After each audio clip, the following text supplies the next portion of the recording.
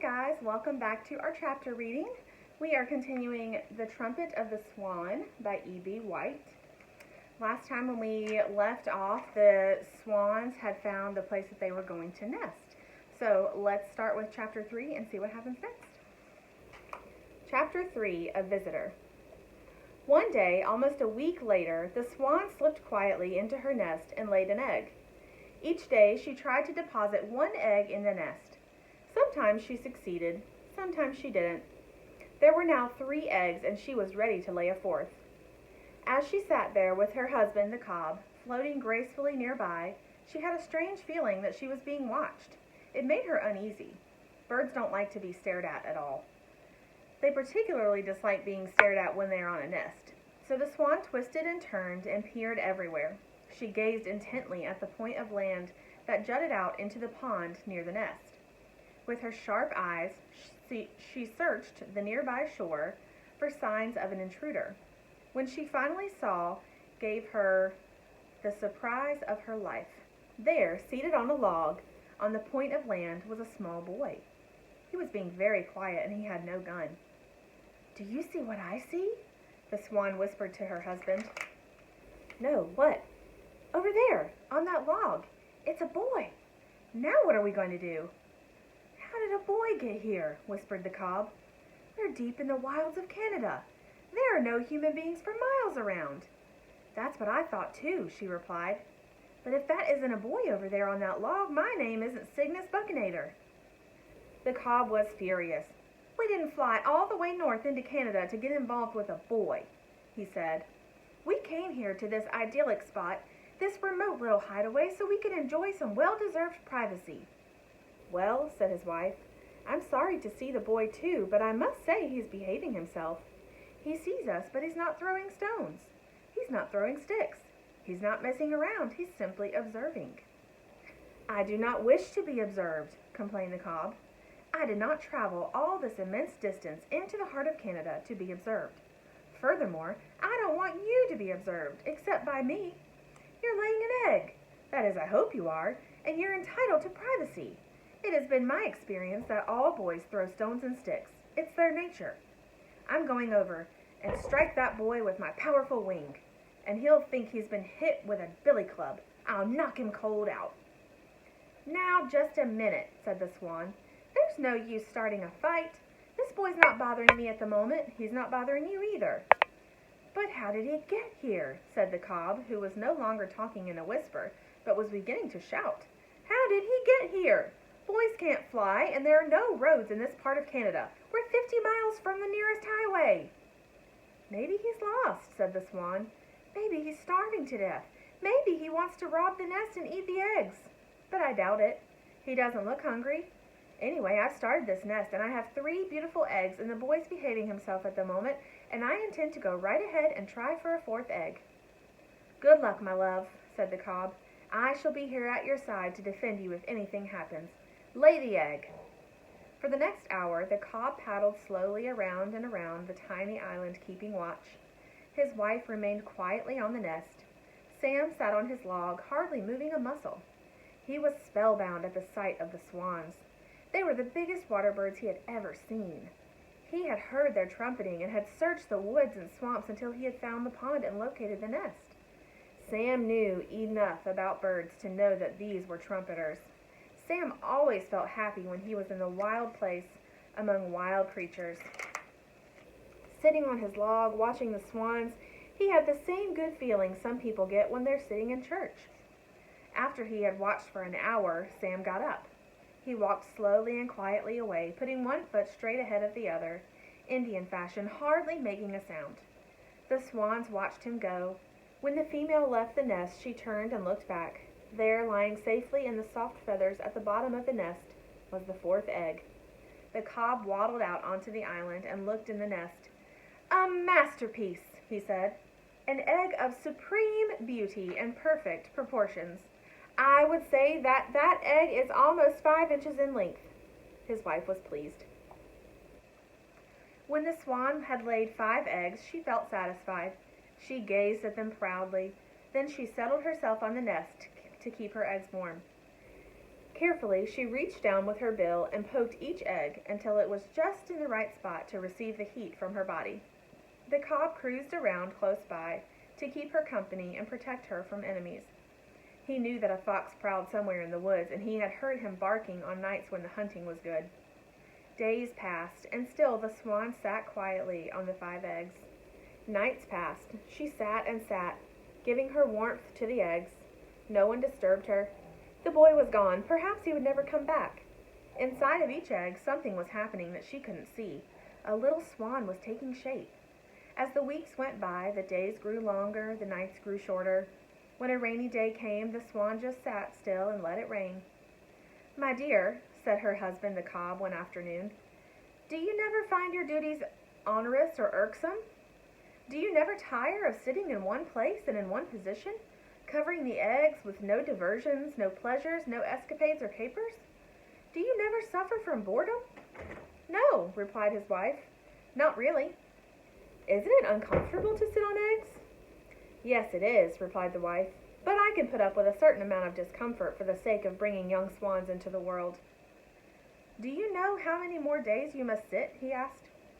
"Haven't any idea," she said, "but I notice that the ducks at the other end of the pond have hatched their young ones. I notice that the red-winged blackbirds have hatched theirs, and the other evening I saw a striped skunk hunting along the shore, and she had 4 little skunks with her. So I think I must be getting near the end of my time.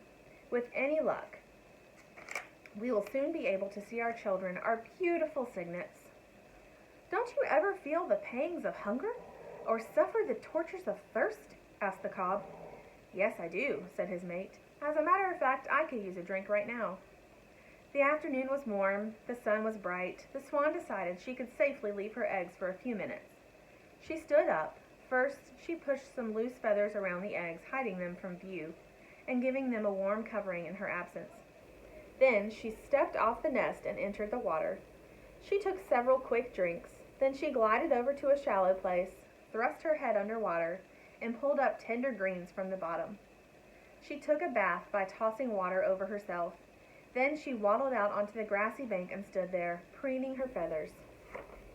There's the swan taking a little break. The swan felt good. She had no idea that an enemy was near. She failed to notice the red fox as he watched her from his hiding place behind a clump of bushes. The fox had been attracted to the pond by the sound of splashing water. He hoped he would find a goose. Now he sniffed the air and smelled the swan. Her back was turned, so he began creeping slowly toward her. She would be too big for him to carry, but he decided he would kill her anyway and get a taste of blood. The cob, her husband, was still floating on the pond. He spied the fox first. Here's the fox creeping up.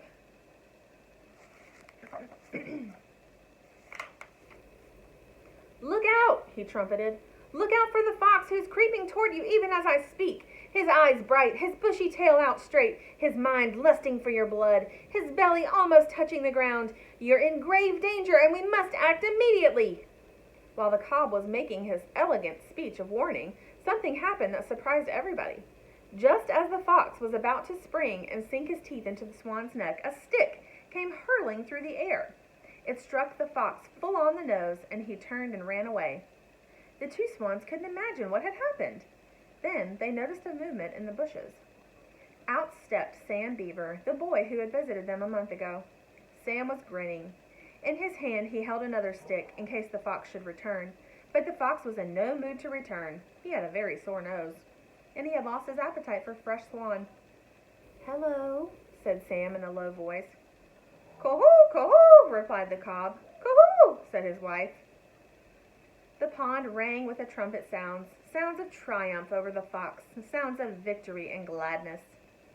Sam was thrilled at the noise of the swans, which some people say is like the sound of a French horn.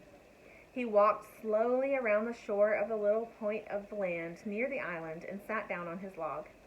The swans now realized beyond any doubt that the boy was their friend. He had saved the swan's life.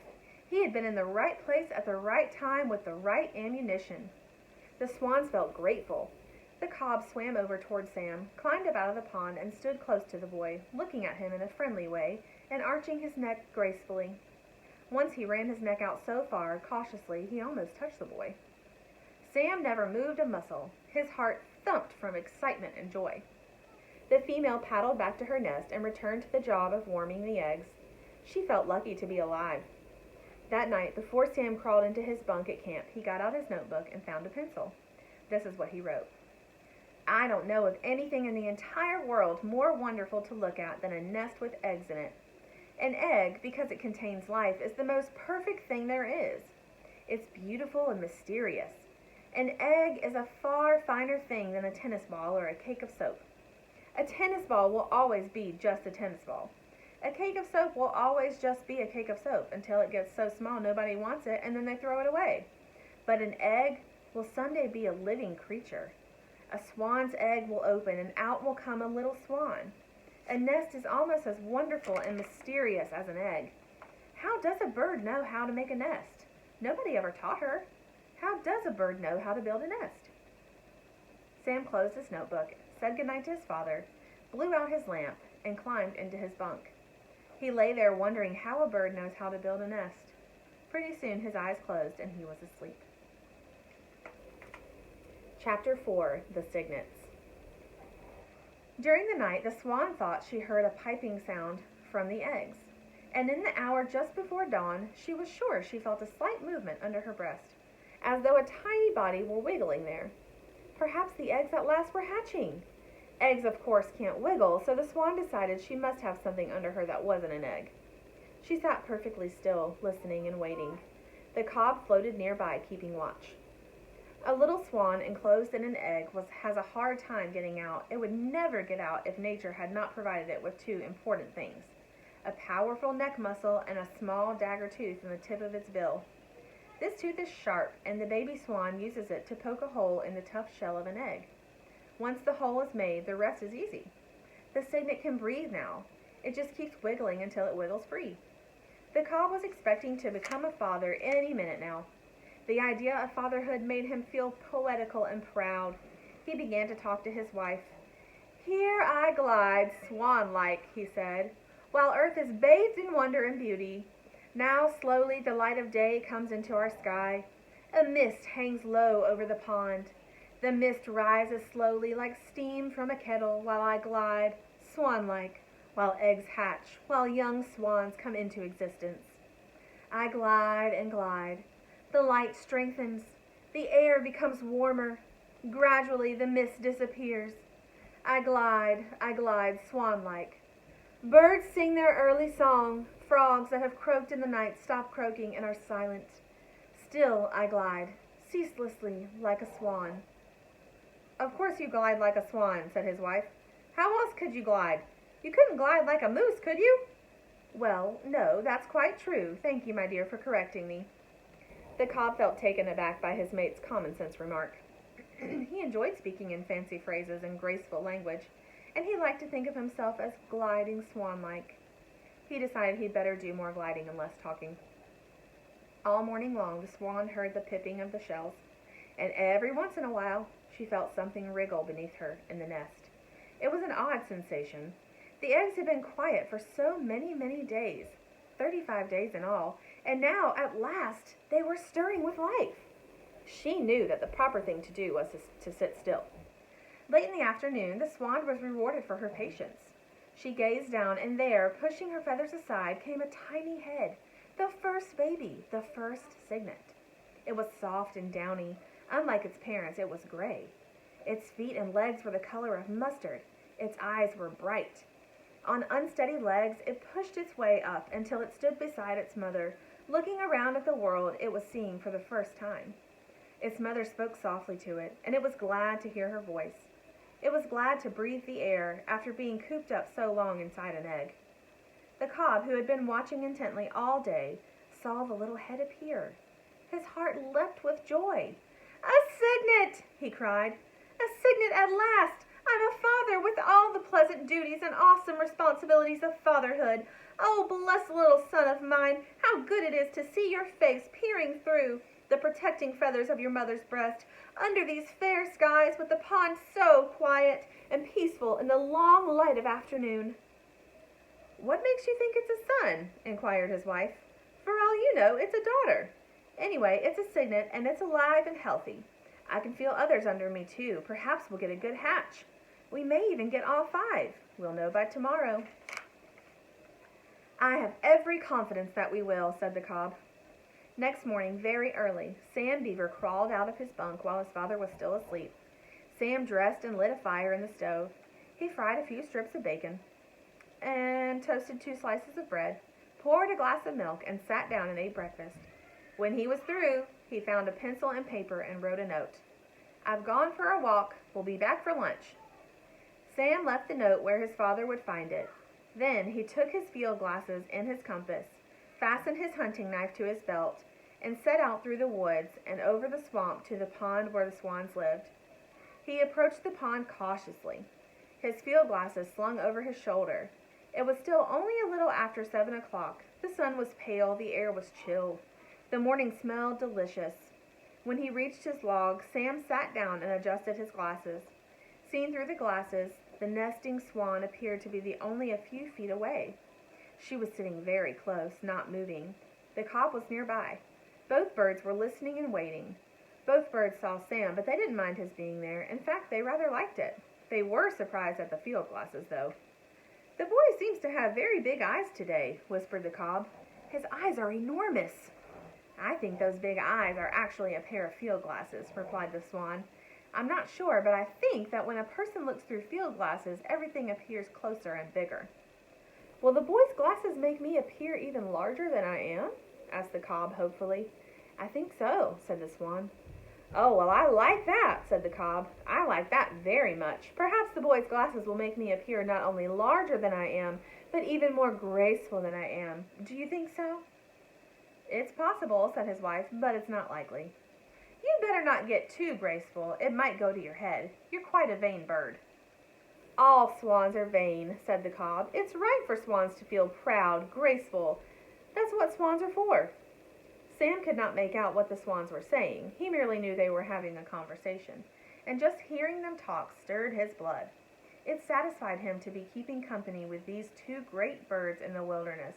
He was perfectly happy. In mid-morning, when the sun had gained the sky, Sam lifted his glasses again and focused them on the nest.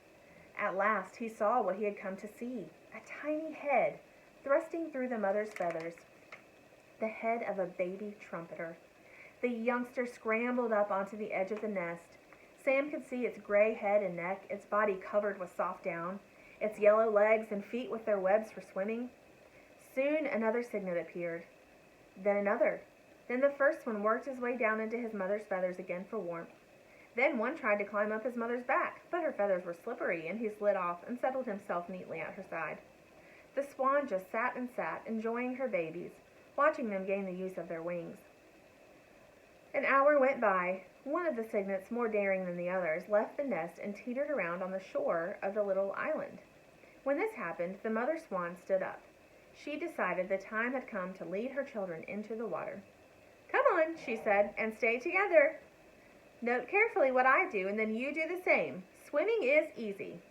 1, 2, 3, 4, 5, Sam counted.